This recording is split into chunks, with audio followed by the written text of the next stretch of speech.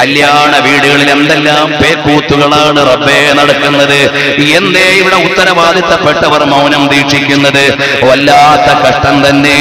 അതാ സിനിമയെ തോൽപ്പിക്കുന്ന വീഡിയോ സംവിധാനങ്ങളല്ലേ ഇന്ന് ഓഡിറ്റോറിയങ്ങളിൽ കല്യാണം നടത്തുമ്പോൾ ഈ സമുദായത്തിന്റെ രക്ഷിതാക്കൾ വെച്ചുകൊണ്ട് കൊണ്ടാടുന്നത് കടുത്ത ഹറാമല്ലേ.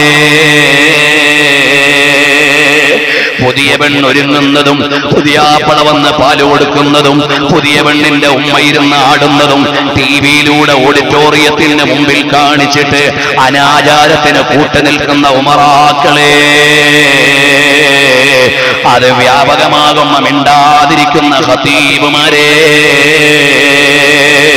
സമുദായം ഒരുപാട് തെറ്റ് ചെയ്യുമ്പോഴും മിണ്ടുന്നത് ശരിയല്ലെന്ന് വിചാരിച്ച് മൗനം ദീക്ഷിക്കുന്ന ഉത്തരവാദിത്തമുള്ളവരെ, അല്ലാഹുവിന്റെ ദീൻ ഇങ്ങനെ പൊളിയുന്നത് മിണ്ടാതെ കൈകെട്ടിയിരിക്കാൻ പറ്റുമോ? ഒരാൾ കൊല്ലം ജില്ലയിൽ എന്നെ വളരെ പ്രാധാന്യത്തോടെ കല്യാണത്തിന് വിളിച്ചു. ഞാൻ അയാളോട് പറഞ്ഞു, നിങ്ങൾ കല്യാണത്തിന് ചിലപ്പോൾ നമുക്ക് വരാൻ പറ്റില്ല, കാരണം നിങ്ങൾ വീഡിയോയും അതും ഇതും ഒക്കെ ഉണ്ടാക്കിയിട്ടുണ്ടാവും, പിന്നെ വന്നിട്ട് വെറുതെ പ്രശ്നമാകണ്ട, അപ്പോൾ നിങ്ങൾ ദീനിയായി നടത്തിയാൽ നമ്മൾ വരാം. നമ്മുടെ സ്ഥാപനത്തെ വല്ലാതെ സഹായിക്കുന്ന ഒരാൾ കടം വരുമ്പോഴൊക്കെ സാമ്പത്തിക വായ്പ വാങ്ങി ലക്ഷക്കണക്കിന് രൂപ സഹായിക്കും. അയാളുടെ മകളുടെ കല്യാണം വിളിക്കാൻ പറ്റും. അപ്പോൾ ഞാൻ അയാളോട് പറഞ്ഞു, നിങ്ങൾ സ്ഥാപനത്തിന് സഹായിക്കുന്നു, അത് നിങ്ങൾക്ക് ആഖിറത്തിൽ കൂലിട്ടാൻ, നിങ്ങൾ തന്നില്ലെങ്കിൽ വേറെ ആരെങ്കിലും തരും, അല്ലാഹുവാണ് തരുന്നത്. പക്ഷേ നിങ്ങളുടെ മകളുടെ കല്യാണത്തിന് അനാചാരങ്ങൾ ഉണ്ടായാൽ ഞങ്ങൾ മുത്തഅല്ലിമീങ്ങളും വരില്ല.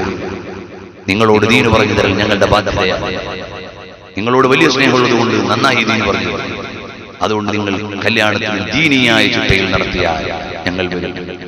സംഭാവന നിങ്ങൾ തന്നില്ലെങ്കിൽ വേറെ ആരും, അല്ലാഹുവാണ് ഇത് നടത്തുന്നത്. ഇത് അല്ലാഹുവിന്റെ ദീന് പഠിപ്പിക്കാനുള്ളതാണ്. ആ പറയുന്ന സമയത്ത് ഞാൻ 5 ലക്ഷം രൂപ അദ്ദേഹത്തിന് കൊടുക്കാൻ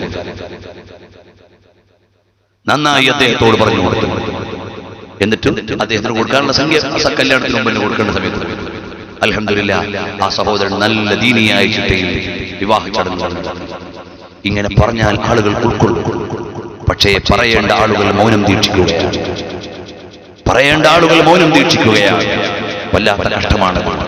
അങ്ങനെ ഈ നാട്ടിന്റെ പരിസരത്ത് ഒരു കല്യാണത്തിന് വിളിച്ചു. ഞാൻ അയാളോട് വിളിക്കുമ്പോഴേ പറയും, നിങ്ങൾ ഇങ്ങനെ ലക്ഷം കണ്ടിട്ട് അവിടെ എന്തെങ്കിലുമൊക്കെ കാട്ടിക്കൂട്ടും, അതുകൊണ്ട് ഞങ്ങൾ വന്നാൽ ശരിയാവില്ല. ഇല്ല, നല്ല നിലക്ക് എല്ലാ ആലിമീങ്ങളും മുത്തഅല്ലിമീങ്ങളും ഒക്കെ വരണമെന്ന് വിചാരിച്ചു നല്ല ചിട്ടയിൽ നടത്തുകയാണ്. ഞാൻ യഥാർത്ഥത്തിൽ അന്ന് ഡൽഹിയിലാണ്.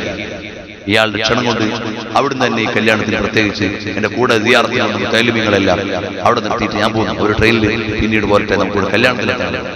വന്നപ്പോൾ ഇന്നാലില്ല, അവിടെ ഓഡിറ്റോറിയത്തിന്റെ ഉള്ളിൽ പെണ്ണൊരുങ്ങി ഇരിക്കുകയൊക്കെ ചെയ്യുന്ന സ്ഥലങ്ങളെല്ലാം കാണിച്ചുകൊണ്ട് കുറെ ടിവി സ്ക്രീനും വീഡിയോയും എല്ലാം. അവിടെ ചെന്നിട്ട് ഞാൻ അയാളോട് പറഞ്ഞു, ഇവിടുത്തെ നിക്കാഹിന് നിൽക്കാൻ പറ്റില്ല, കാരണം നിങ്ങൾ ഞങ്ങളോട് പറഞ്ഞതിനപ്പുറമാണ് ചെയ്യുന്നത്. ഞങ്ങളില്ലെങ്കിൽ കല്യാണം നടന്നേക്കും, പക്ഷേ അല്ലാഹുവിന്റെ ദീൻ നിങ്ങളെപ്പോലുള്ള ഉമറാക്കൾ നശിപ്പിക്കരുത് എന്ന് അയാളോട് പറഞ്ഞിട്ട് ഞാൻ അവിടുന്ന് പോകുന്നു. അയാളെ കല്യാണത്തിന് കൂടി നിക്കാഹിന് കൂടിയില്ല. അപ്പൊ ചിലർ വിചാരിക്കും, നിങ്ങൾ പോയതുകൊണ്ട് കല്യാണം മുടങ്ങുമൊന്നുമില്ല. പക്ഷേ അല്ലാഹുവിന്റെ ദീൻ പൊളിച്ചടുക്കിയിട്ട് കല്യാണം നടത്തിയാൽ അതിൽ ബർക്കത്തുണ്ടാവൂല. ഇവിടെ ഒരുപാട് സുന്നത്ത് ജമാഅത്തിന്റെ പ്രവർത്തകരുണ്ട്. നിങ്ങളുടെ ഒക്കെ മക്കളുടെ കല്യാണത്തിന് അല്ലാഹുവിന്റെ ദീനിന്റെ ചിട്ടയനുസരിച്ച് നിങ്ങൾ നടത്തണം. ചെറുപ്പക്കാരായ സുന്നത്ത് ജമാഅത്തിന്റെ പ്രവർത്തകരോട് പറയുക, നമ്മൾ വിവാഹം കഴിക്കുമ്പോൾ അല്ലാഹുവിന്റെ ദീൻ അതിന്റെ ചിട്ടകൾ പാലിച്ചുകൊണ്ടാവണം. നമ്മൾ മാതൃകകളാവണം.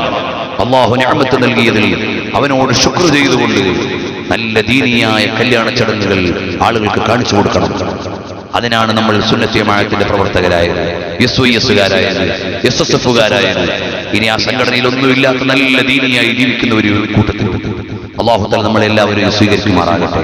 അതുകൊണ്ട് എല്ലാവരോടും പറയാനുള്ളത്, നമുക്ക് ഏറ്റവും വലുത് അല്ലാഹുവിന്റെ ദീനാണ്.